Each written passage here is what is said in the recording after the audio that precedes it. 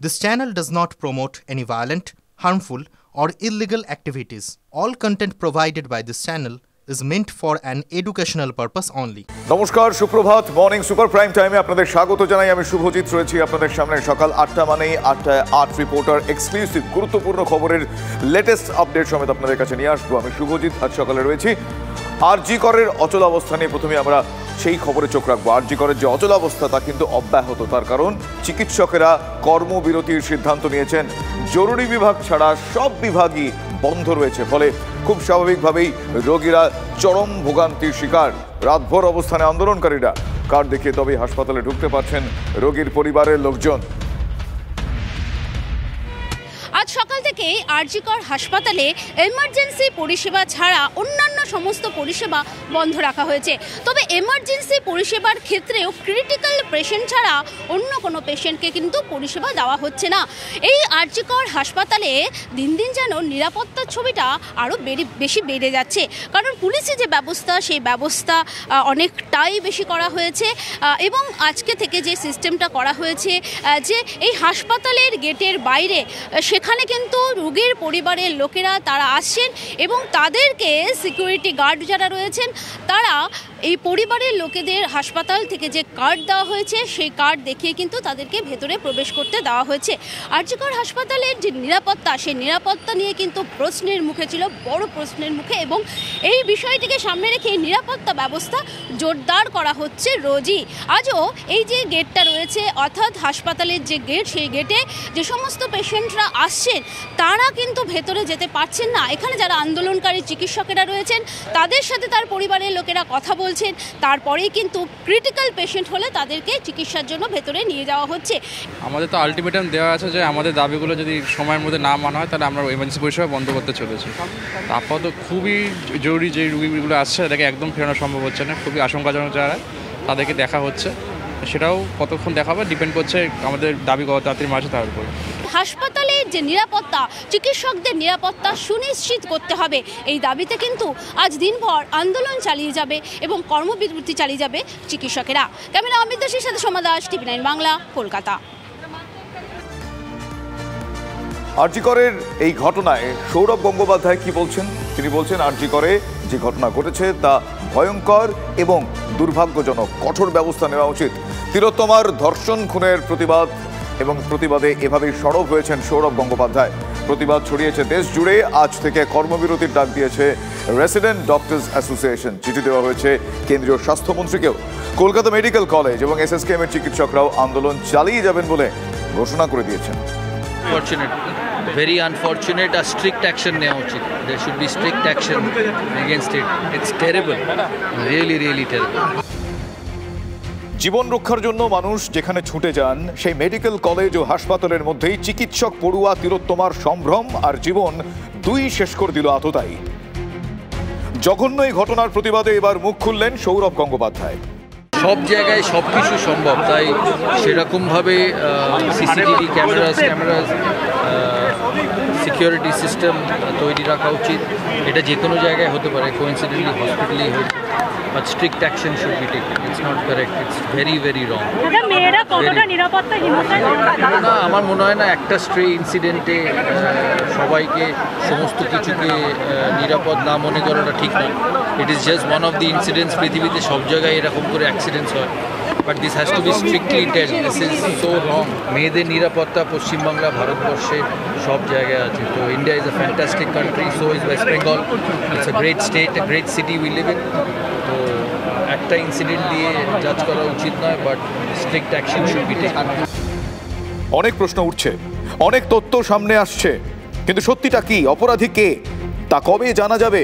কবে চিকিৎসকদের নিরাপত্তা সুনিশ্চিত হবে? এই সমস্ত প্রশ্ন তুলে আরজি কর কর্তৃপক্ষকে কাঠগড়ায় তুলে CBI তদন্ত, আরজি করের অধ্যক্ষেরও পদত্যাগ সহ 7 দফা দাবি জানিয়েছে SSKM এর রেসিডেন্ট ডক্টরসদের সংগঠন। দাবি পূরণ না হওয়া পর্যন্ত SSKM মেডিকেল কলেজ ও হাসপাতালে জরুরি পরিষেবা বজায় রেখে কর্মবিরতি চলবে বলেও তারা জানিয়ে দিয়েছেন। We condemn any violence against doctors who are non-violently expressing their support to the movement. Such violence has a chilling effect on free speech and freedom of expression. The student doctors will be continuing our cease work of all non-emergency services at IPGMER until the following demands are met. Kolkata medical কলেজেও কর্মবিরতির ডাক দিয়েছেন junior ডাক্তাররা। যারা আমরা আছে emergency এবং নন এমার্জেন্সির তরফ থেকে we are not feeling safe to work. Any of us right now are not feeling safe যে আমরা এখানে কাজ করতে যাব, সেখানে প্রোটেকশন কে দেবে আমাদেরকে? আবার একটা যে ঘটনা ঘটবে না, যেটা অলরেডি ঘটে গেছে আজকে, সেটা আবার পুনরাবৃত্তি হবে না, তার কে দায়িত্ব নিচ্ছে এখানে? পশ্চিমবাংলার যত মেডিকেল কলেজ রয়েছে তার যারা যারা রেসিডেন্টস রয়েছে, including junior residents, senior residents, SRs, সবাই মিলে আমরা সিজ ওয়ার্কে যাচ্ছি। আপনারা হয়তো কেউ কেউ দেখতে পেয়েছেন যে কিছু কিছু মেডিকেল কলেজে আলাদা করে তারা প্রেস রিলিজ করেছে যে সিজ ওয়ার্কে যাচ্ছি। এটা আমাদের একটা ইউনিফাইড ডিসিশন। আজকে আমরা বলতে পারি সবাই মিলে যে আমরা সিজ ওয়ার্ক যাচ্ছি। সিজ ওয়ার্ক ফ্রম হোয়াট? সেটা হচ্ছে যে এমার্জেন্সি এবং নন এমার্জেন্সি সার্ভিসেস। তিলোত্তমা হত্যার প্রতিবাদ ছড়িয়ে পড়েছে দেশ জুড়ে। জরুরি পরিষেবা বাদে সোমবার থেকে গোটা দেশে কর্মবিরতির ডাক দিয়েছে resident doctors association. Bureau report, TV9 Bangla.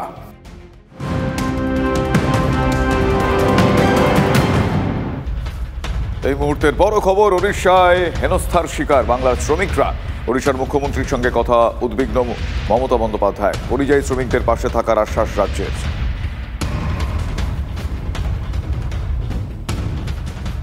RG Kar কাণ্ড ধামা চাপা দিতে তিলোত্তমার পরিবারকে টাকা অফার পুলিশের। বিস্ফোরক এই অভিযোগ করেছেন চিকিৎসক সংগঠনের সদস্যরা। রবিবার তিলোত্তমার পরিবারের সঙ্গে দেখা করেন জয়েন্ট প্ল্যাটফর্ম অফ ডক্টরস ফোরামের সদস্যরা। মৃত ছাত্রীর মা তাদের কাছে পুলিশের টাকা দেওয়ার প্রস্তাব দেয় বলে জানিয়েছেন তিনি। ছাত্রীর পরিবারও গণধর্ষণের সন্দেহ প্রকাশ করেছে বলেও তিনি জানিয়েছেন। প্রিন্সিপালকে না সরানো পর্যন্ত স্বচ্ছ তদন্ত হবে না বলে জানিয়েছে চিকিৎসক সুবর্ণ গোস্বামী। সম্ভবত আগের দিন হবে, ঘটনার আগের দিন, যে মেয়েটি যে গাড়িটা ব্যবহার করত সেই গাড়িটাকে চেপে দিয়ে সেটাকে নষ্ট করা হয়েছে। আরও যেটা ক্ষিপ্ত যে হচ্ছে যে হাসপাতাল কর্তৃপক্ষ প্রথমে ওনাদের ফোন করে জানান যে হচ্ছে যে আত্মহত্যা করেছে মেয়েটি, সেটা ওনারা কিছুতেই মেনে নিতে পারছেন না। যে হাসপাতাল কর্তৃপক্ষের ধামাচাপা দেওয়ার কিছু আছে নিশ্চয়ই, না হলে তারা আত্মহত্যা বলে চালানোর চেষ্টা কেন করেছিল? যে হচ্ছে যে পুলিশের একজন পদাধিকারী তিনি এসে ওনাদেরকে নাকি টাকা পয়সা অফার করেছিলেন। মিতার মা বলেছেন আমাদের, যেটা হচ্ছে ওনার কাছ থেকে আমরা প্রথম শুনলাম যে কোনো এক উচ্চপদস্থ পুলিশ অফিসার তিনি নাকি এরকম ওই সময়, তখন মিতার সৎকারও হয়নি, সেই সময়টাতে নাকি ওনাকে ডেকে ওনাদের অফার করা। আঘাতের চিহ্ন, মানে শরীরের এমন কোনো অংশ প্রায় বাদ নেই যেখানে কোনো আঘাত নেই, এবং সেটা সেই আঘাত ওনারাও সন্দেহ করছেন যে একজনের পক্ষে সম্ভব নয়, একাধিক দুষ্কৃতী চড়াও হলেই তবেই সম্ভব। বর্তমান যে কলেজ প্রশাসনের যে হেড, আরজিকর মেডিকেল কলেজের মাথায় যিনি বসে আছেন, তিনি যে ধামাচাপা দিতে প্রথম থেকেই সচেষ্ট, এটা পরিষ্কার। সুতরাং তাকে অপসারণ না করেও কোনো হচ্ছে যে স্বচ্ছ তদন্ত হবে বলে আমরা বিশ্বাস করি না। তিলোত্তমাকে খুন ধর্ষণের ঘটনায় পদে পদে নৃশংসতা। নারকীয় ঘটনার পেছনে অপরাধী কি একজন, নাকি আরও কেউ বা কারা জড়িত? একজনের পক্ষে এভাবে খুন ধর্ষণ সম্ভব? বিশেষজ্ঞরা তারাই এই সন্দেহ প্রকাশ করছেন।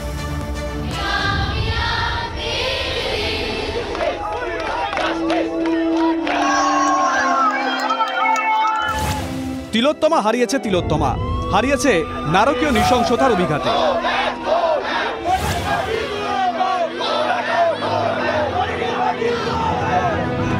চিকিৎসক পড়ুয়ার মর্মান্তিক পরিণতির প্রতিবাদে গর্জে উঠেছে বাংলা। প্রতিবাদে রেশ ছাড়িয়েছে দেশের রাজধানীতেও। সমালোচনা, বিতর্ক, দোষারোপ, রাজনীতির আবহে এগোচ্ছে পুলিশি তদন্ত। তৈরি করা হয়েছে বিশেষ তদন্তকারী দল। কিন্তু যে সমস্ত জ্বলন্ত প্রশ্ন মানুষের মনে উকি দিচ্ছে তা হলো, তিলোত্তমার উপর নির্মম অত্যাচার, ধর্ষণ নাকি গণধর্ষণ? অপরাধী এক নাকি একাধিক? সাধারণত একের বেশি যদি ওখানে অ্যাকিউজ পারসন থাকে তবেই এগুলো সম্ভবপর। এখন তো আমরা অনেক লোককেও এক্সামিন করছি। It is not a conclusion of investigation. Investigation is ongoing. sexual assault, there are signs of sexual assault as far as this is concerned. সংসদ যথেষ্ট অবকাশ রয়েছে, কারণ ময়নাতদন্তের প্রাথমিক রিপোর্টে উল্লেখ করা হয় চোখ, মুখ, ঘাড়, ডান হাতের অনামিকা, পেট, বাঁ পায়ের গোড়ালি সহ নির্যাতিতার মাথা থেকে পা পর্যন্ত সারা শরীরে অন্তত 10টি আঘাতের চিহ্ন ছিল। তাই অপরাধী এক নাকি একাধিক, সেই প্রশ্ন জোরালো হয়ে উঠেছে। যে ধরনের ইনজুরি রিপোর্টে আমরা যে জায়গায় যতগুলো রকমের মার্ক বা ইনজুরি মার্ক দেখেছি, তা কিন্তু একজন মানুষের পক্ষে করা অনেক বেশিরভাগ ক্ষেত্রেই অসম্ভব বলেই মনে হচ্ছে। এবং যে মানুষটিকে আমরা দেখছি, যাকে ধরে নিয়ে যাওয়া হয়েছে, তার বিল্ড দেখেও আমার সেটাই মনে হয় যে সেরকম এটার সাথে একাধিক ব্যক্তি জড়িত থাকার সম্ভাবনাই অনেক বেশি। একটা মানুষের পক্ষে একটা মেয়েকে এইভাবে অত্যাচার করা সম্ভব? যার পেলভিক বোন ফ্র্যাকচার হয়ে যাওয়া মানে একটা গ্রিভিয়াস ইনজুরি, সেই ইনজুরি হয়েছে এই মেয়েটার। আরজি করে চেস্ট মেডিসিন বিভাগের এই সেমিনার হল, যেখানে ঘুমিয়েছিলেন তিলোত্তমা। বিভিন্ন মহলে প্রশ্ন উঠছে, ঘুমের ঘরে থাকা তিলোত্তমাকে শুরুতে মারধর করে নিস্তেজ করে অত্যাচার চালানো হয়েছিল। তিনি যে প্রবল প্রতিরোধের চেষ্টা করেছিলেন, ঘটনাস্থলে তার একাধিক প্রমাণও পাওয়া গেছে। তাহলে কি প্রমাণ লোপাটের উদ্দেশ্যে ধর্ষণের পর খুন করা হয় তিলোত্তমাকে, নাকি খুনের পর ধর্ষণ করা হয়? যে মেডিকেল স্টুডেন্ট, সেই সুতরাং সে সমস্তভাবে চেষ্টা করেছে, সে জানে সে কী হতে যাচ্ছে, কী করা উচিত, কিভাবে তাকে প্রতিরোধ করা উচিত, সে করার চেষ্টা করেছিল।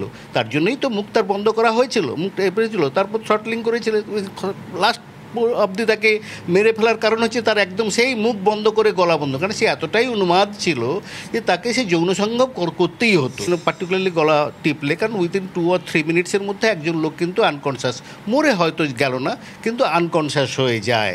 এবং সেই আনকনশাস স্টেটে তখন ন্যাচারালি যা হয়, যৌন সম্ভব করার কোনো নেই। প্রতিরোধ ক্ষমতা আলটিমেটলি যখন তিনি তার শরীরে যা যা প্রতিরোধ ক্ষমতা ছিল সবগুলো উনি ব্যবহার করার পরেও উনি যখন কোনো একটা বিশেষ চোট তার শরীরের উপরে হলো, আইদার যে ইন্টারনাল অর্গান, যেমন হচ্ছে ব্রেনে কোনো ভেতরে এই যে কিল চর ঘুষি, চোখেতে জোরে ঘুষি মেরেছেন, মাথায় যদি ঘুষি মেরে থাকেন তাহলে ইন্টারনাল হেমারেজ, পেটের উপরে বলেছেন ইনজুরি আছে, সেটা থেকে যদি পেটের ভেতরে লিভার রাপচার বা স্প্লিন, কিডনি এগুলোতে কোনো ইনজুরি হয়ে থাকে, তাহলে এইগুলোর কম্বাইন্ড এফেক্টসের জন্যে তার পক্ষে আর প্রতিরোধ করার ক্ষমতা দেখাবার ক্ষমতা থাকে না। তাই জন্য তিনি ক্রমশ নিস্তেজ হয়ে পড়বেন।